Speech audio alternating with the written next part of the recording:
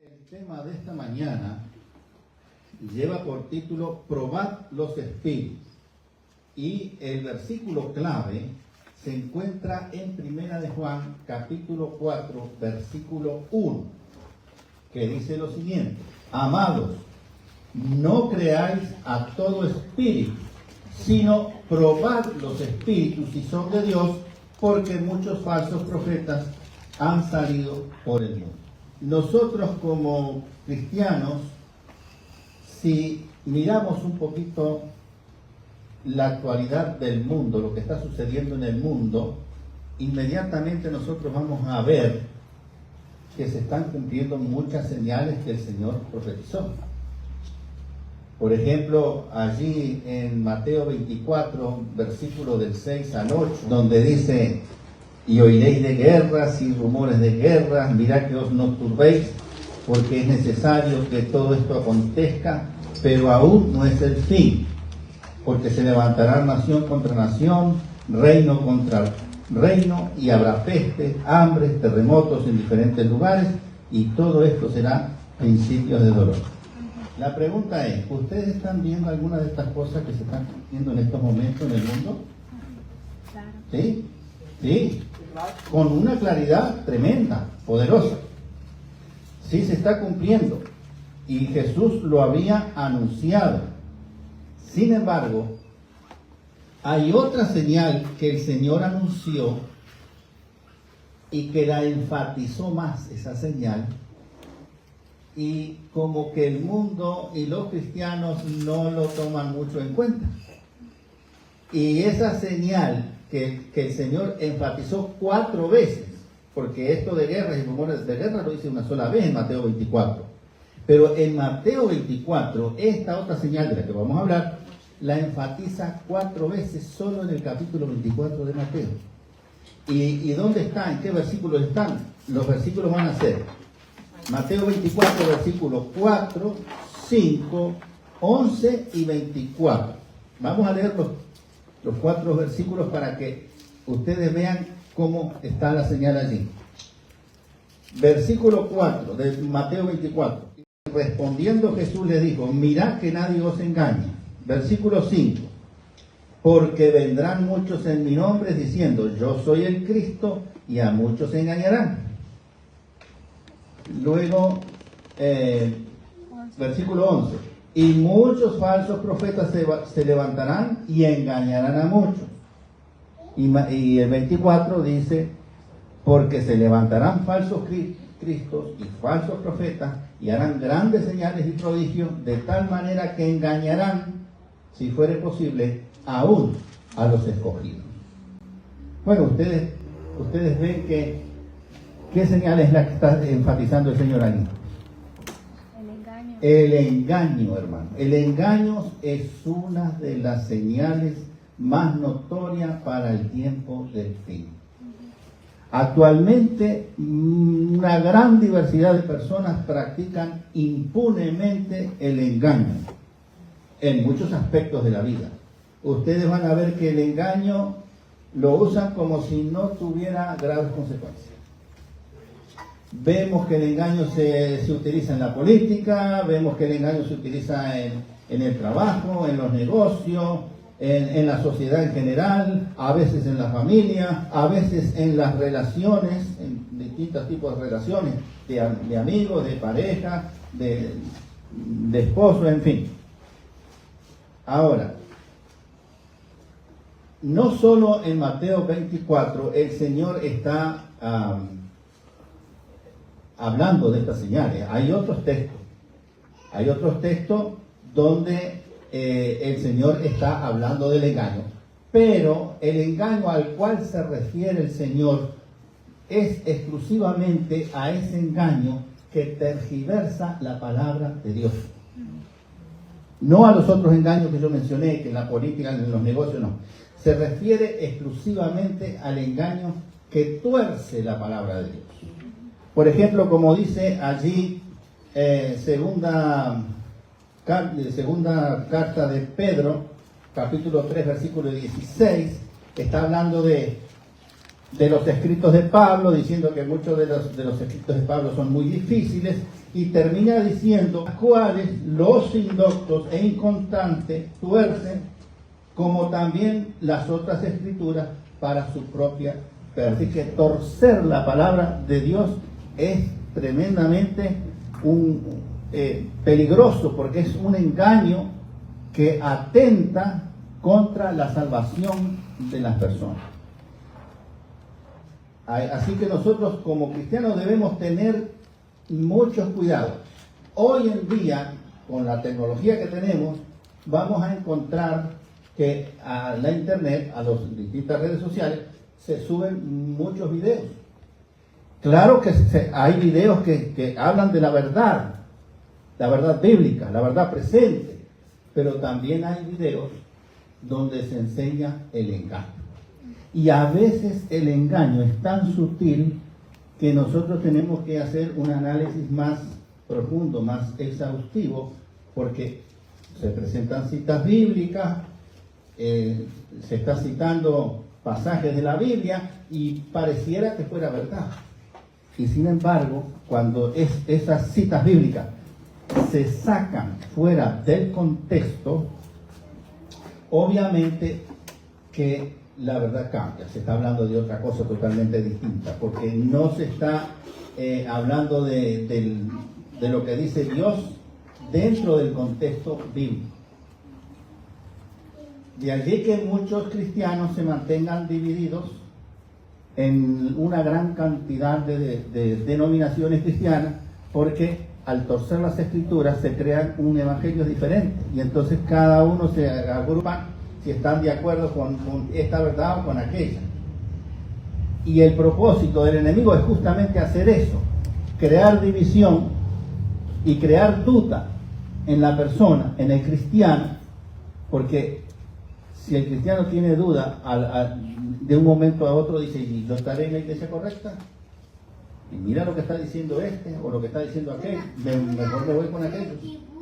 Y sucede eso, que vienen a veces hermanos creyendo que tienen una verdad nueva dentro de la congregación, vienen con un engaño y sacan a los hermanos de la verdad.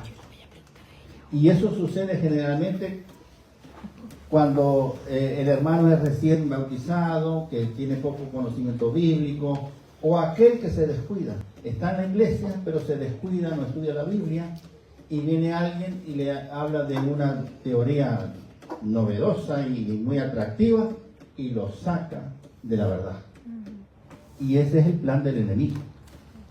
Que las personas estén confundidas o estén fuera de la verdad, creyendo que están siguiendo a Dios y en realidad lo están siguiendo al enemigo, porque han decidido en abrazar una verdad, una mentira, y seguir a esa mentira.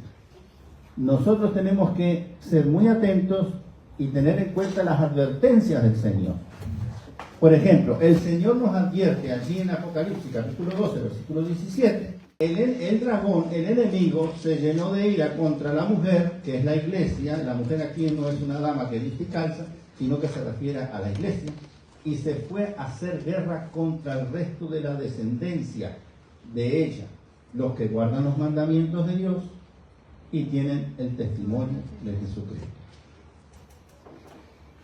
Cualquiera de nosotros, si estamos como creyentes, estamos guardando los mandamientos de Dios y nos ocupamos de mantener el testimonio de Jesucristo en nuestras vidas, no nos extrañemos que seamos bombardeados con falsas doctrinas, porque el enemigo va a estar siempre como león rugiente buscando a quien devorar, a quien sacarlo de la verdad y llevarlo a la mentira.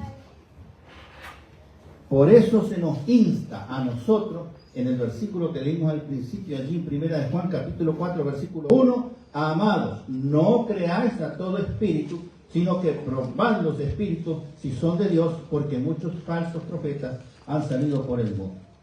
Como también dice en 1 de Timoteo, capítulo 4, versículo 1, Pero el Espíritu dice claramente que en los postreros tiempos, ¿estamos en los postreros tiempos? Sí. Sí, estamos en los postreros tiempos. En los postreros tiempos, algunos apostatarán de la fe, escuchando espíritus engañadores y a doctrinas de demonios. Por consiguiente, hermanos, no debemos considerar superfluamente estas advertencias que nos hace Dios a través de su palabra. Como fieles cristianos tenemos la tarea de probar los espíritus, porque dejarse guiar por señales y prodigios, por falsos milagros, para aceptar como si fueran algo verdadero, a una falsa doctrina, es el error que muchos caen. Y tengo un ejemplo verídico.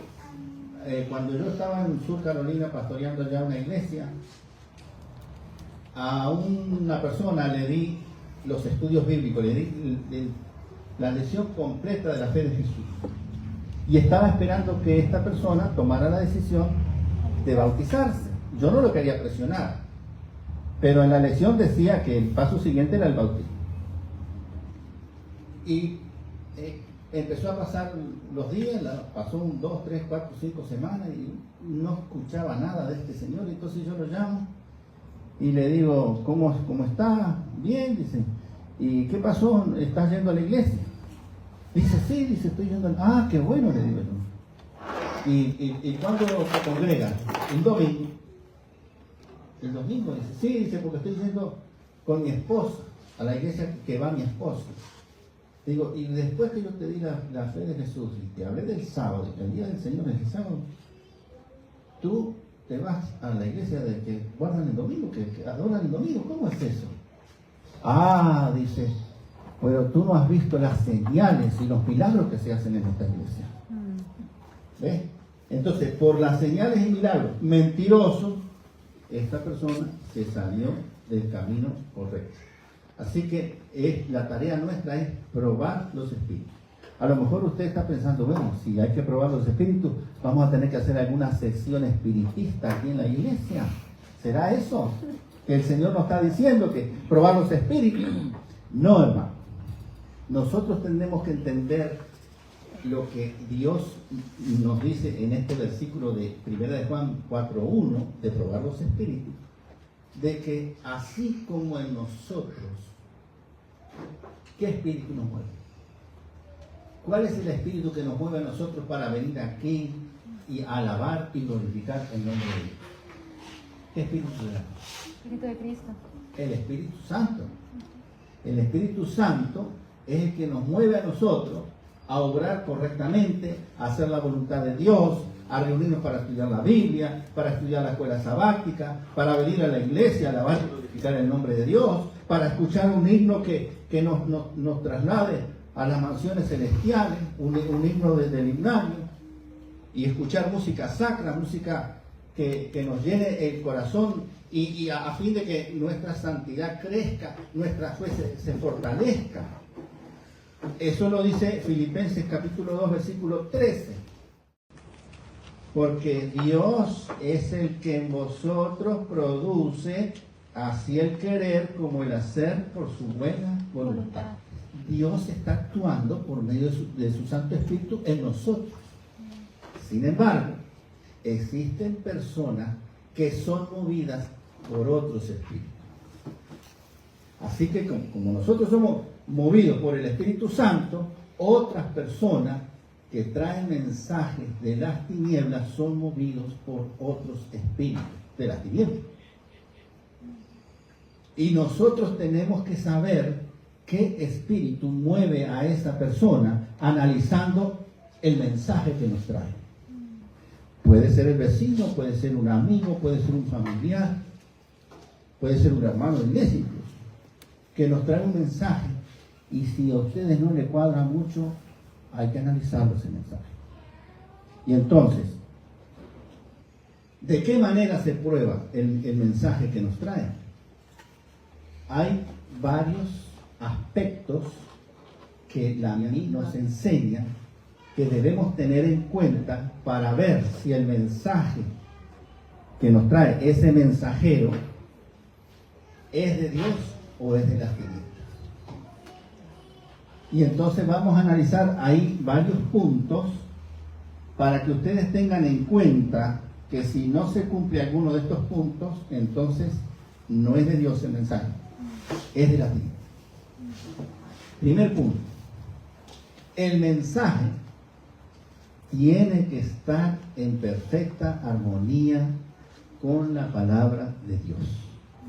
Hay un versículo poderoso que se encuentra en Isaías capítulo 8, versículo 20, que dice lo siguiente: a la ley y al testimonio. Si no hablare conforme a esto, es porque no le ha amanecido. Está oscuro, ¿verdad? Pero si lo llevamos a nivel espiritual, significa que está espiritualmente en tiniebla, en oscuridad. Eso es lo que quiere decir. Que si la palabra que trae ese mensajero o ese que dice ser profeta de Dios no está en armonía con la ley, ahora vamos a ver qué es la ley, y con el testimonio, y ahora vamos a ver lo que es el testimonio, si no está en armonía con esas dos cosas, entonces no le ha amanecido, es decir, está en tinieblas espirituales. Y si está en tinieblas espirituales, no es de Dios. Así que el mensaje tiene que estar en armonía con la ley. ¿Qué es la ley? Los mandamientos. El carácter de Dios. El carácter de Dios. El carácter de Dios. Sí, pero en la Biblia, ¿a qué nosotros le llamamos ley? A los 10 mandamientos. La ley para los judíos son los 5 primeros libros de la Biblia. El Pentateuco, donde está Los los 10 10 mandamientos repetidos 2 veces con los 10, Éxodo 20 del 1 al 17, Deuteronomio 5 del 6 al 21, pero también está resumido. Lo que Cristo dijo en el Nuevo Testamento: amarás a Dios sobre todas las cosas, con toda tu mente, con toda tu alma y con todo tu corazón. Eso está también resumido en el Deuteronomio 6.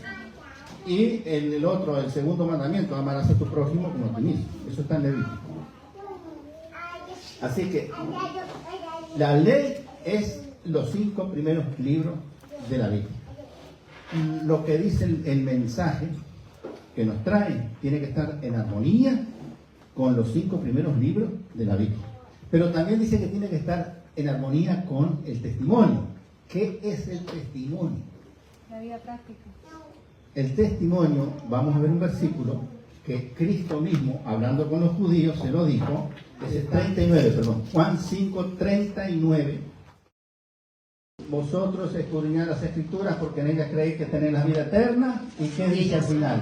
Ellas son las que Y testifican. ellas son las que dan testimonio de mí. Claro que sí, porque lo menciona con nombre a Jesucristo. Pero hay un versículo que lo refuerza y se encuentra en Apocalipsis capítulo 19, versículo 10. Allí se encuentra Juan queriéndose arrodillar frente al ángel que le revela el Apocalipsis, y el ángel le dice: no, no lo hagas. Yo soy consiervo tuyo. Adora a Dios. ¿Cómo termina el versículo? Porque el testimonio de Jesús es el espíritu de profecía. Exactamente, adoran a Dios porque el testimonio de Jesucristo es el espíritu de la profecía. Entonces, los autores del Nuevo Testamento tenían el espíritu de profecía. ¿Qué dicen ustedes? Juan que escribió el Apocalipsis, escribió el Evangelio y las cartas, ¿tenía el espíritu de profecía? Claro. ¿Y Pedro tenía el espíritu de profecía? Todos tenían el espíritu de profecía. Pero nosotros, como adventistas del séptimo día, también creemos que el espíritu de la profecía se manifestó en nuestra iglesia en la persona de Ellen Gold White. Ella misma afirmó que la Biblia es la única regla de fe y doctrina. Sus escritos no reemplazan las escrituras sagradas, sino que dirige al autor. Cuando uno lee los escritos del linaje de Juan, nos dirige de vuelta a la palabra de Dios, a la Biblia. En sus escritos se aplican los principios bíblicos y se exalta a Cristo siempre. Todo mensaje que contradiga a la Biblia y al espíritu de profecía debe ser rechazado, hermano. No viene de Dios, viene de las tinieblas. Por consiguiente, un mensaje que le hablen a ustedes, que se minimice, por ejemplo, la ley de Dios. ¿Cuántos cristianos creen hoy en día que la ley está acabada en la cruz? O que ya no estamos bajo la ley, estamos bajo la gracia. ¿Cuántos cristianos hay en el mundo que creen en 10 mandamientos modificados por la tradición, que son diferentes a los 10 mandamientos que están en Éxodo 20 del 1 al 17? Y yo vengo de ese sistema. Yo era católico. Y los 10 mandamientos que me enseñaron no eran estos, es lo que está en el catecismo. Y son mandamientos creados por la tradición. Eso proviene de las tinieblas. Así que nosotros tenemos que probar por ese lado si es verdad o si es de las tinieblas el mensaje que recibimos. Cuando yo pude abrir una Biblia y estudiar la palabra de Dios, es que me salí del engaño y me fui a la verdad y me hice adventista del séptimo día. Porque aquí en nuestra iglesia, aquí está la verdad bíblica. La regla de fe, como lo dijo Elena de Gedepay en sus escritos, es la palabra de Dios, la Biblia. Entonces, nosotros tenemos que medir todos los mensajes a ver si coinciden con la ley de Dios, con el testimonio de Jesucristo, que abarca incluso los escritos de Elena G. de Juan. Los otros días, hace como un mes, siempre me pasa esto, pero varias veces, hay hermanos y hermanas que me mandan a mí un video, dice, pastor, dice, mire ese video y me da su opinión, dice, porque yo no sé si eso es verdad o si eso es mentira. Entonces me toca mirar ese video y es una tremenda mentira. Por ejemplo, el predicador decía que todos los días son santos. En su predicación decía, todos los días son santos porque y se agarraba de ese versículo, sé santo porque yo soy santo. Pero eso no se refiere a los días, se refiere a la persona. En cuanto a día, ¿cuál es el día? El único día santo, ¿cuál es? El sábado. Génesis, capítulo 2, del 1 al 3, lo dice claramente, que el único día que Dios santificó es el sábado, el séptimo día de la semana. Por lo tanto, eso es mentira. Pero esta persona, como no tiene mucho conocimiento bíblico, me da el mensaje de Dios. Analice, pastor, el video y dígame si es verdad o está en el error. Y me ha pasado varios, no puedo contarles de todos, pero sucede frecuentemente que me están mandando videos donde traen mentiras. Por ejemplo, la iglesia adventista surgió después de un chasco. Si ustedes se acuerdan, el chasco que vivieron los seguidores de Guillermo Miller, porque Miller había hecho un cálculo matemático preciso, correcto, pero la interpretación fue errónea, porque interpretó que la tierra era el santuario y que al purificar Jesucristo el santuario tenía que venir aquí a purificar la tierra. Y el santuario al cual se refería era el santuario celestial, no era la tierra. Entonces Cristo no vino a la tierra, pero sí pasó al lugar santísimo. Bueno, el linaje de Juan dijo que estaba correcto el cálculo, pero la confusión fue en el evento, y ella dijo que nunca más el ser humano calcular el tiempo de la venida de Cristo. De hecho, hay un versículo que se encuentra en Mateo 24:36, donde dice, pero el día y la hora nadie sabe, ni aun los ángeles de los cielos, sino mi Padre. Solamente el Padre sabe eso. Sin embargo, han surgido adventistas del séptimo día que se salen de la iglesia y ellos dicen lo siguiente. Dice, bueno, el día y la hora no lo sabemos, pero podemos calcular el año. Y allí surgió un español hablando de que Cristo viene en el 2031. En el 2017 había una hermana que se salió de la iglesia adventista y se fue con los mesiánicos. Los mesiánicos, los judíos mesiánicos no tienen la doctrina correcta. Ellos piensan en Jerusalén, la Jerusalén literal, y con eso se hacen su culto. Y ella me llamaba y mira que hay unas conferencias, que viene un predicador de Texas y ven para aquí para escucharla. Digo, mira, yo no tengo tiempo para ir a escuchar la conferencia, pero mándamela. Y yo las miro después en YouTube. Este señor, adventista del séptimo día, pero salido de la iglesia, predicaba que Jesucristo venía el 2022. ¿Vino? No vino. Hay otros, sobre todo los pentecostales, que creen en el rapto secreto, ponen fechas que vienen en el 2027 o el 2028, el 2031 ya les se los dije, otros que en el 2043. Y el versículo dice claramente que no hay que fijar fecha, porque no saben ni siquiera los ángeles de Dios que trabajan a favor de la salvación del pueblo de Dios, ni siquiera saben cuándo viene Cristo. Y me gusta esta cita de Elena G. de White que les voy a compartir con ustedes, porque dice lo mismo que dice Mateo 24:36, pero lo dice con una claridad fulminante.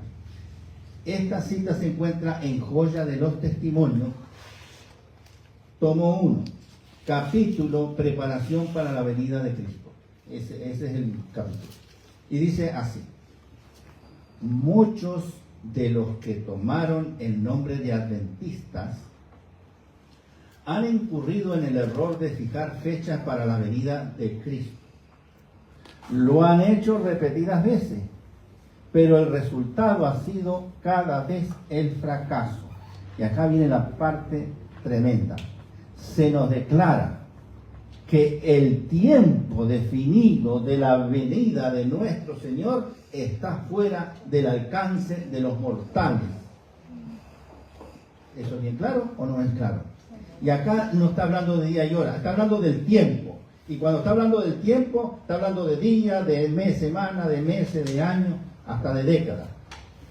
Se nos declara que el tiempo definido para la venida de nuestro Señor está fuera del alcance de los mortales. Aún los ángeles que ministran a los que han de ser herederos de la salvación no conocen ni el día ni la hora. Así que cuando venga alguien hablándole de que Cristo viene tal o cual fecha, eso es de las tinieblas. La otra falsa teoría, que me supongo que muchos de ustedes la deben conocer, es que Cristo, y eso generalmente lo creen los cristianos evangélicos y pentecostales, donde dice que la venida de Cristo tiene dos fases. Tiene una fase secreta, que Cristo viene y nadie se da cuenta, y rapta a la iglesia en secreto. Y se la lleva 7 años al cielo, y después, al cabo de los 7 años, es cuando Cristo viene en majestad y gloria, y todo ojo le verá. O sea, dos fases tiene la segunda venida. Tremendo error. Lo que pasa, hermanos y hermanas, es que el enemigo le quiere atribuir a Cristo las características que son propias del enemigo. El enemigo no trabaja así a la luz del día. Él trabaja en tinieblas, él trabaja agazapado, escondido. Él tira la piedra y esconde la mano. Entonces le está tratando de atribuir a Cristo un carácter que pertenece a él, y es la actuación en secreto. Cristo, que inspiró las Santas Escrituras como Dios, no se va a contradecir en este principio claro y contundente que nosotros lo encontramos en Amós capítulo 3, versículo 7. Fíjese este principio tremendo y poderoso que dice allí: porque no hará nada Yahvé el Señor sin que revele su secreto a sus siervos los profetas. Porque antes de actuar, Él lo anuncia con anticipación para que nosotros nos preparemos. Él no actúa en secreto ni de improviso y que nos agarran a nosotros sin preparación. No, Él lo anuncia en su palabra a través de su profeta. Él manda a su profeta y Él anuncia qué es lo que va a hacer. Así que yo ya les di algunos ejemplos, pero ¿qué otros elementos hay para que nosotros podamos detectar si ese mensaje y ese mensajero vienen de Dios? Bueno, otro punto, que el mensaje y el mensajero deben exaltar a Dios. Y cuando digo Dios, me refiero a Dios Padre, Hijo y Espíritu Santo. Si no exalta a alguno de los tres, al trío celestial, si no deja a alguno ahí medio fuera, entonces ese mensaje no viene de Dios. ¿Ustedes no han escuchado que Jesucristo es un Dios menor? Hay ciertas personas que dicen que Jesucristo es un Dios menor y que el Espíritu Santo no es una persona. ¿Han escuchado? Y hay iglesias que saltan a una persona de la deidad por encima de otra. Exactamente. Y ahora, incluso dentro de la iglesia adventista, se está diciendo que el Espíritu Santo no es la tercera persona de la divinidad. Yo tuve la oportunidad de ir a predicar en una iglesia en el Gran Miami, hace tiempo, por allá por el 2016, 2017. Prediqué como 3 veces en esa iglesia. Y cuando tiempo después, como 2 o 3 meses después, fui a predicar a otra iglesia en Miami y me encuentro con el primer anciano de la iglesia primera. Y le digo, ¿cómo está? Bueno, nos saludamos. Digo, ¿y qué hace usted aquí? Digo, ¿por qué? Me dice el anciano. Bueno, si usted es el primer anciano, tiene que estar en su iglesia. ¿Y cuál iglesia? Dice, mi iglesia es esta. ¿Cómo? Le digo, dice, ¿qué pasó con la otra iglesia? Ah, dice, ¿tú no te enteras? No. ¿Qué pasó?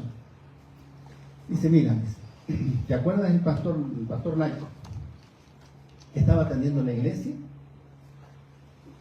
Le tocaba predicar a él y en el medio del sermón dijo que el Espíritu Santo no es la tercera persona de la divinidad. Y ahí yo pegué un grito y se armó un revolú y se terminó el sermón. Y se dividió la iglesia. Los que estaban a favor de Dios Padre y Espíritu Santo se fueron. Y los que estaban a favor con el pastor laico se quedaron. Y la iglesia, esa iglesia pequeña, inmediatamente se armó un escándalo y la tuvo que destituir de la conferencia, sacarla, ya no pertenece a la iglesia. ¿Se dan cuenta? Falsa teoría que entran en la iglesia. Hay otras que me han llegado a mí, que Cristo murió un miércoles, a la puesta del sol del miércoles, ya siendo jueves. ¿Por qué razón? Porque allí dice que Jesús estuvo en el centro de la tierra, en el corazón de la tierra, 3 días y 3 noches, así como Jonás estuvo en el vientre del pez. Y ellos creen que el centro de la tierra o el corazón de la tierra es el sepulcro y no es el sepulcro. Y entonces para que ellos matemáticamente tuercen las escrituras y entonces dicen, no murió un viernes, murió un miércoles. Y pisotean una cantidad de versículos claros en la Biblia que demuestran que Cristo realmente falleció el viernes a la puesta del sol. ¿Ven? Entonces nos toca a nosotros analizar cada mensaje que nos traen por ahí. No le digan que sí de entrada, ni que no. Analícelo primero. Me acuerdo que una vez estuve en una iglesia que fui a ver, donde yo predicaba también, esto fue en Argentina, y y fui a ver los bautismos, porque yo había predicado en esa iglesia y muchas de esas personas que se iban a bautizar estaban yendo a las conferencias que yo estaba dando, de Daniel y Apocalipsis. Y resulta que había un chico que se puso a argumentar con el pastor local y con el evangelista de la conferencia.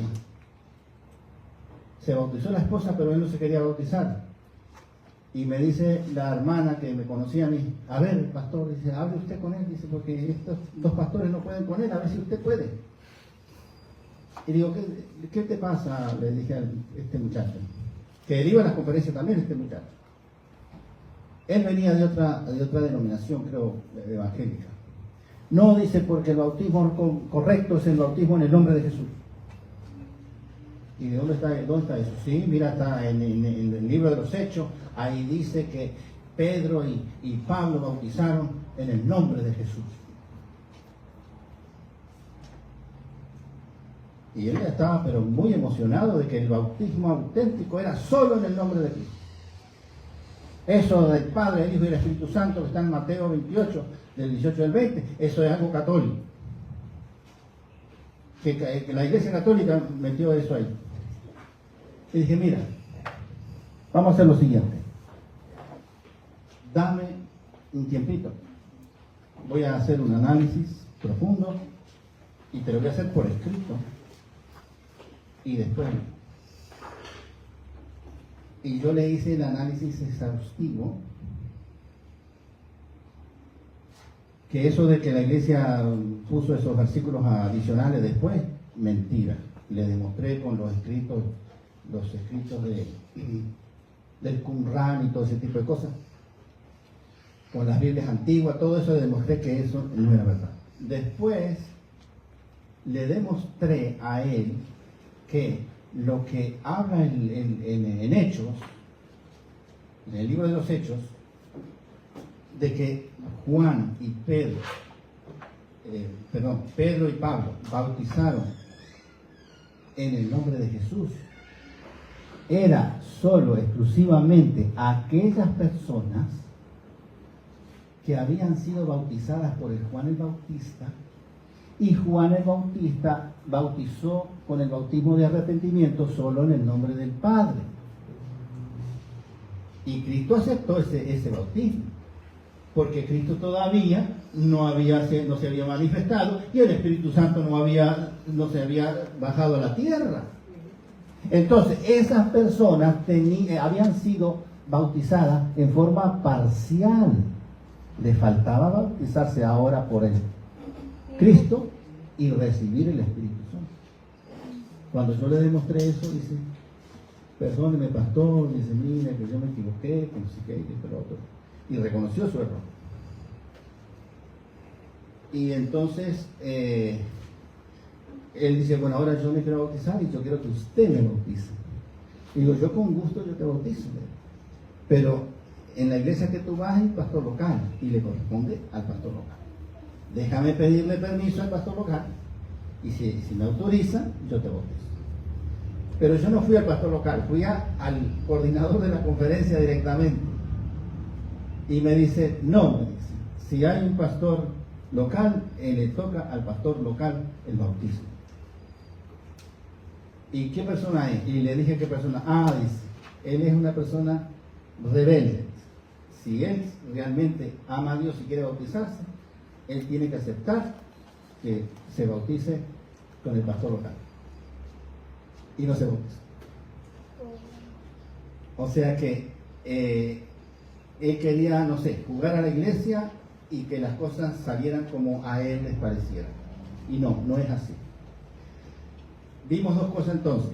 Primero, que el mensaje esté en armonía con la palabra de Dios. El otro, que exalte al Dios verdadero, Padre, Hijo y Espíritu Santo. ¿Hay versículos que avalan esto? Sí. Vamos a leerlo rapidito porque se nos va el tiempo. Primera de Juan 4:2 dice lo siguiente. En esto conoced el Espíritu de Dios. Todo espíritu que confiese que Jesucristo ha venido en carne es de Dios. Amén. ¿Okay? Y luego en Juan 16, versículos 3 y 14 dice, Pero cuando venga el Espíritu de verdad, Él los guiará a toda la verdad, porque no hablará por su propia cuenta, sino que hablará todo lo que creyere, y os lo hará saber las cosas que habrán de venir. Y acá viene la parte fundamental. Él me glorificará. El Espíritu Santo glorifica a Cristo, porque tomará de lo mío y él lo hará saber. Quiere decir que el Espíritu Santo no está por encima de Jesucristo. Escucha lo que dice Cristo. Y Cristo dijo que Él y el Padre eran uno. Así que el Espíritu Santo trabaja en perfecta armonía con el Hijo y el Padre. Otro detalle importante, el cumplimiento profético. Si hay una predicción en el mensaje, esa predicción se tiene que cumplir tal cual como el profeta lo dice. Y esto está fundamentado por Jeremías, capítulo 28, versículo 9, que dice lo siguiente: el profeta que profetiza de paz, cuando se cumpla la palabra del profeta, será conocido como el profeta que Yahvé Dios en verdad envió. Un profeta puede presentarse con una apariencia piadosa, puede realizar señales y manifestaciones y tener mucha popularidad. Pero si sus predicciones no se cumplen, hermano, no es un profeta enviado por Dios. Tiene que cumplirse lo que Él dice. Deuteronomio 18:22 también lo dice. Si el profeta hablara en nombre de Yahvé Dios y no se cumpliere lo que dijo, ni aconteciere, es palabra que Yahvé no ha hablado. Con presunción la habló el tal profeta. Vamos a seguir adelante. Ya nos queda poco. El fruto del mensaje y del mensajero. Hay que ver el fruto del mensaje y del mensajero. Mateo 7, versículos 15 y 16 dice lo siguiente: guardaos de los falsos profetas que vienen a vosotros con vestido de oveja, pero por dentro son lobos rapaces. Su vida, si en él su vida moral, su humildad, su coherencia con las doctrinas, es también importante el impacto que el mensaje causa en las personas que lo escuchan, en las otras personas. Y entonces comprobar los resultados espirituales en quienes reciben el mensaje. Se debe evaluar si en ellos se produce una reforma espiritual y si hay más santidad, si obedece mejor a la ley de Dios y a su palabra, y si hay más amor hacia la verdad. Amén. O sea, todos esos detalles hay que analizarlos del mensaje y del mensajero. Otro detalle muy importante, tiene que haber una conformidad con la gran controversia. Como adventistas del séptimo día, hermanos, creemos que toda la humanidad, consciente o no, está sumida en un gran conflicto entre Cristo y Satanás. Todo mensaje verdadero debe ubicarse dentro de este marco, de este contexto, por lo cual un mensaje de Dios debe llamar a la obediencia y a la verdadera adoración. Advierte acerca del juicio para que el creyente se prepare. Habla de la segunda venida de Cristo para que nos preparemos para la segunda venida de Cristo. Y también nos exhorta a salir de Babilonia si alguno de nosotros o de alguno de los conocidos, de personas que nosotros conocemos, se encuentran en Babilonia, a fin de que salgan de Babilonia. Aquí hay varios pasajes bíblicos que no lo vamos a leer que son largos y por honor al tiempo, que se encuentran en Apocalipsis 14, del versículo 6 al 12, y Apocalipsis 18, versículo 4, donde dice: salid de ella, pueblo mío. Así que, un mensaje falso promueve relajamiento espiritual. Quita toda urgencia de juicio. No hay juicio, no te olvídate del juicio. Eso es algo para allá adelante.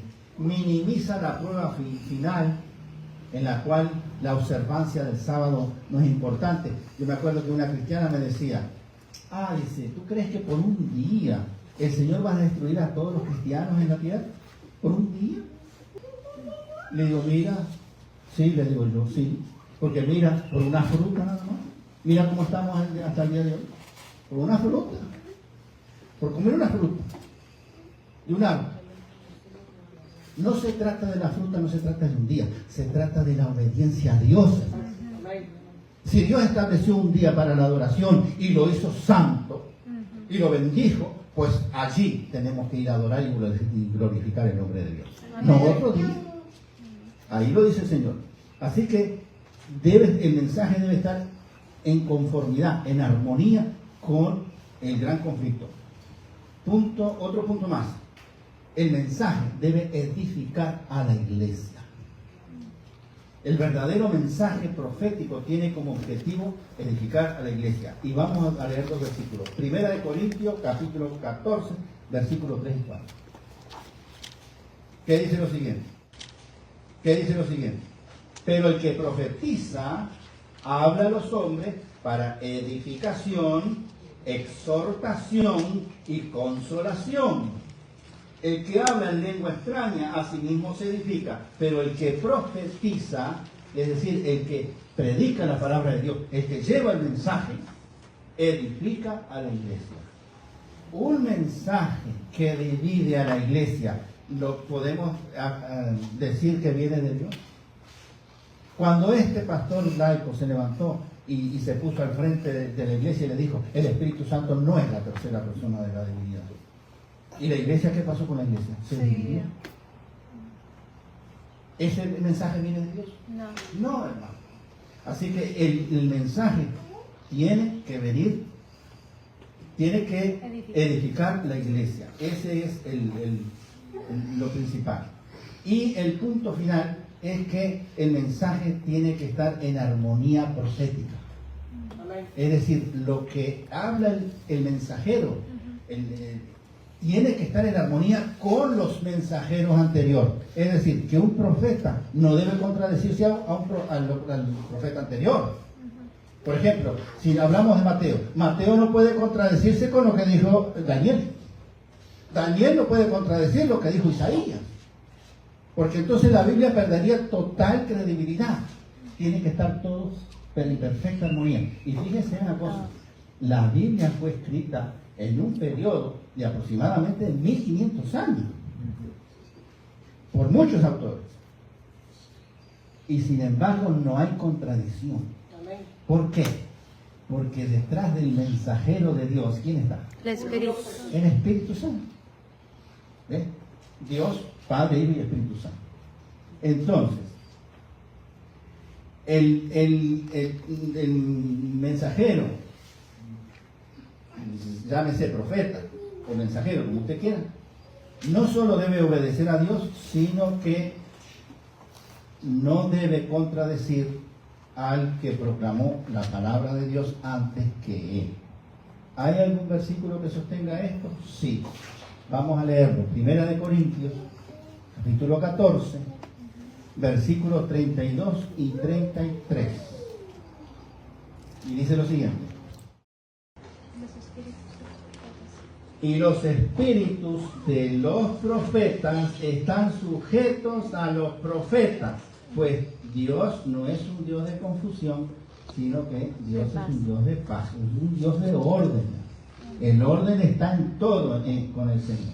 Así que en conclusión, hermano, sabremos que un mensaje proviene de Dios, está en armonía total con la palabra de Dios, no contradice ninguna doctrina bíblica establecida. Segundo, exalta a Dios correctamente, al Padre, al Hijo y al Espíritu Santo, y distingue bien las funciones de Cristo Jesús en el cielo y la del Espíritu Santo en la tierra. Punto 3. Si el mensaje contiene predicciones, ¿qué pasa? Se debe cumplir. Si no se cumple, no es profeta de Dios. 4. Debe producir santidad y frutos espirituales en ambos, en tanto en el creyente como en el que da el mensaje. 5. Fortalece la obediencia a Dios y a su palabra y a la preparación para el juicio. Nosotros tenemos por delante un juicio y debemos prepararnos para salir victoriosos en Cristo Jesús. Amén. 6. El mensaje debe edificar a la iglesia. Y 7. Hay perfecta coherencia entre los profetas. Por lo tanto, como dice segunda de Pedro, capítulo 1, versículo 19. Cuando nosotros abrimos la palabra de Dios, tenemos la palabra profética más segura a la cual todos nosotros debemos estar siempre atentos. Que la bendición de Dios, Padre, Hijo y Espíritu Santo, descienda sobre cada uno de nosotros. Amén. ¿Qué le parece si cantamos el himno final? Vamos a cantar el himno Mi Espíritu a mi Cuerpo para poner punto final a este mensaje. Agradecemos que el plan de Dios es un plan integral para que podamos conocer la verdad y esto nos haga libres. ¿Cantemos cuántos días?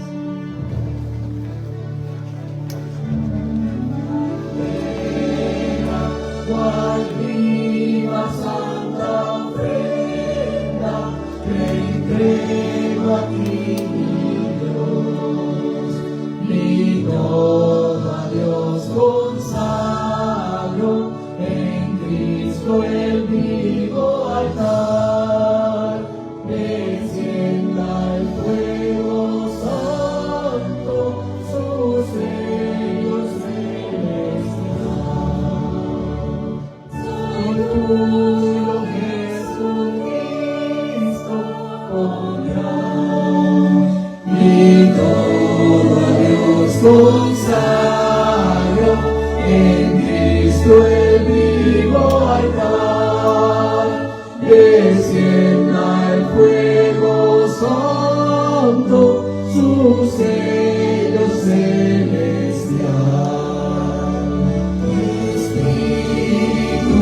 Divino del Padre la promesa, sedienta mi alma anhela de ti la santa unción.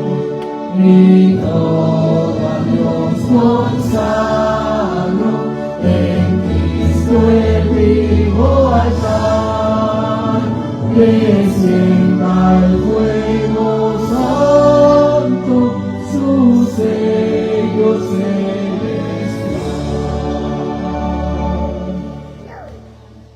Bien, los invito para que oremos. Gracias, Dios Padre, por la bendición de esta mañana, a estudiar tu palabra, Padre, y una vez más reafirmar la certeza de que cuando confiamos y nos aferramos, Padre, a tus enseñanzas, tú nos vas a guardar de todo engaño, nos vas a guardar de toda oscuridad y nos vas a guardar también, Señor, de las acechanzas del enemigo que constantemente están tratando de poner traspiés en nuestro caminar cristiano. Mi Dios, te ruego por este grupo de hermanos que han recibido este mensaje para que entendamos y conozcamos, Señor, que siempre que queramos buscar la verdad necesitamos fundamentar en la palabra de Dios y necesitamos aprender a escuchar a aquellos profetas que tú has levantado, Padre, para guiar al pueblo a un redil seguro. Mi Dios, te ruego porque nos concedas tu gracia, porque nos concedas la capacidad, Señor, de entender y conocer el tiempo en que vivimos. Señor, son tiempos donde el enemigo está luchando fuertemente por robar nuestra atención, por robar nuestra esperanza y también por robar nuestra fidelidad a ti. Te ruego, Señor, que ninguno de nosotros le demos lugar al enemigo en nuestros hogares. Te ruego que podamos permanecer atentos, y no solamente atentos, sino también buscando constantemente por nosotros mismos y con la ayuda de tu Espíritu Santo, Señor, la verdad que la palabra de Dios nos da. Te suplico, Señor, que bendigas al pastor Héctor y su esposa, que nos conceda, Señor, un bendecido momento de compartir el almuerzo, que nos hagan bien a todos, y permite, Padre, que podamos ser de aquellos que lleguemos un día a tu presencia y agradezcamos, Señor, el haber recibido esta luz tan maravillosa a través de Cristo Jesús, la esperanza de salvación. Amén. En nombre de Jesús, amén.